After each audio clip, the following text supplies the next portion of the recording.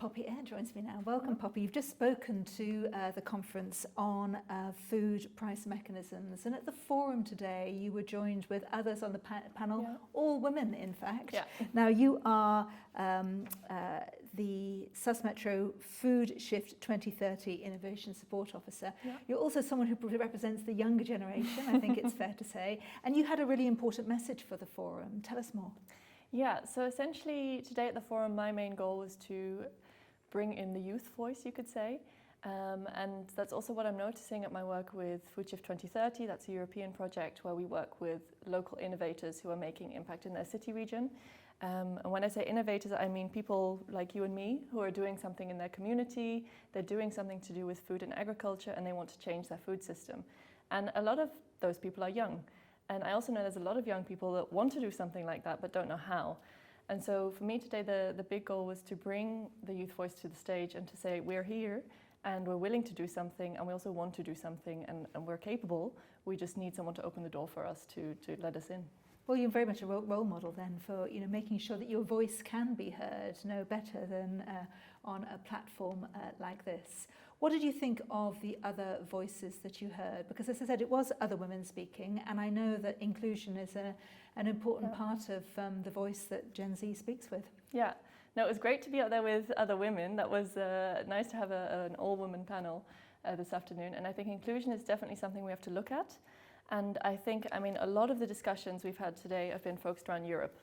And it's been brought up a couple of times that we also need to look outside of that, because some of our food production is coming from very far-flung places where maybe we don't realize our food is being produced there. So I think we should not limit our scope, and that we should look further afield as well. And that will, of course, require that we are dealing with different cultures, different people, different countries, everything all over the spectrum.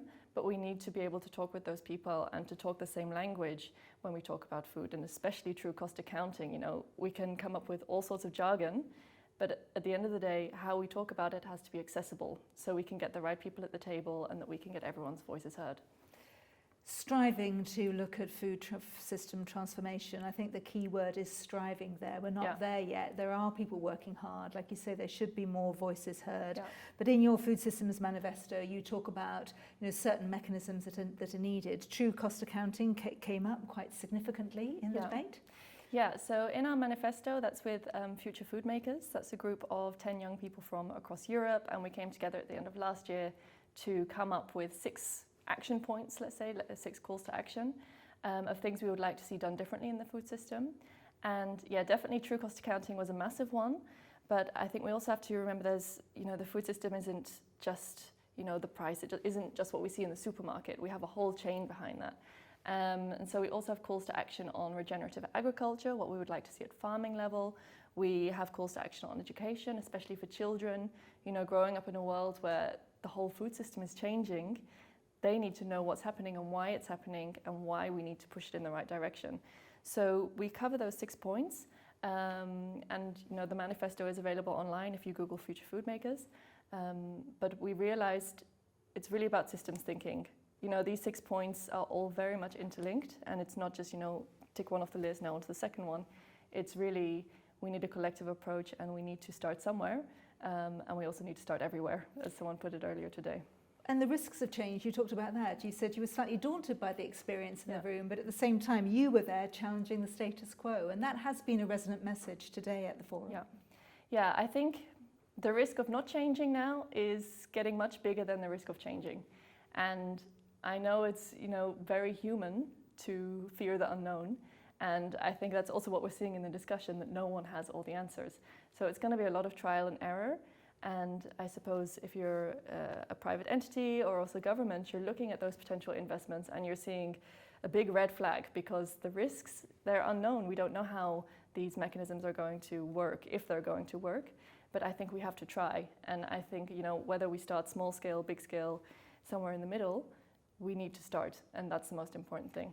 Labelling was one of the discussions that came up, so rewarding merit where merit is due within the system was one of the ideas that's been mooted, which was described as the opposite of greenwashing. Did you agree? Yeah, labelling I find a difficult one, because I think it can be a tool for transparency, and giving the right information to the right people in the right way. But I think, because it's been but it can be a tool for protectionism too. Yeah, it can be. And I think it's been very much plagued by greenwashing in recent years, you know. Sometimes I also see there's a certificate label on a product and I think, okay, but is this really the case? You know, is this really reflective? So on labeling, I really don't have all the answers. The only thing that I would really stress is that we need to be transparent. And how that's presented, I'm not sure how we're going to get there, but I think we should all start trying to implement transparent practices from the start of the chain right until the end. Did you enjoy the forum today? And did. Do you learn things? You know, what do you take away as a final thought? I think a final thought would be that everyone in the room there, you know, we all, you know, have these titles, you know, you're the CEO of this company or you're involved with this policy development. At the end of the day, it's all just people who are trying to do their best. And I think when you walk into a room like that, it can be very intimidating to think, okay, where do we start here? But I think everyone is trying to do their best. And I think events like this, I hope in future that we'll move away from discussing, you know, talking about what should happen, and instead discussing, okay, what has happened and what are the results? What can we learn from it? What worked? What didn't? And how can the rest of the people here benefit from that? So really moving away from just top-level discussions into results and replication and improvement. It's a really strong message. Poppy Eyre, thank you so much. Thank you. I'm glad you enjoyed the forum. Yes, thank you.